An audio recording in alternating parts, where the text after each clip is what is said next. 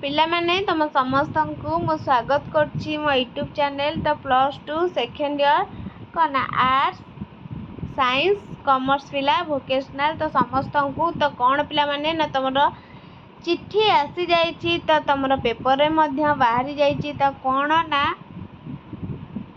+2 परीक्षा 2025 जो तुम माने दब तो इंटरनल एग्जाम केबे हबो प्रैक्टिकल एग्जाम केबे हबो सबु किछि आमे डिटेल्स आमे आज आलोचना करिवे। तो बुझेला शेष पर्यंत वीडियोटी देख लाइक शेयर सब्सक्राइब मध्य करि दियो। बुझेला पिला माने तो चल आमे स्टार्ट करिबा कोन देछि। तो कौन द्वारा देखिबा डिसेंबर 26 रु युक्त 2 इंटरनल फेब्रुआरी 15 रु मुख्य परीक्षा। नियंत्रक डॉक्टर प्रशांत कुमार परिडा राज्य युक्त 2 परीक्षा पाई शनिवार तारीख घोषणा होईछि।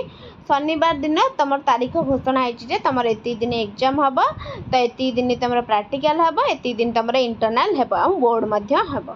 तो कौन देला ना उच्च माध्यमिक शिक्षा परिषद सीएचएस रो परीक्षा नियंत्रण डॉक्टर प्रशांत कुमार परिडा परीक्षा नै सूचना प्रदान करछन्ती। एथर युक्त 2 परीक्षा कोन ना 2 भाग रे हेबो।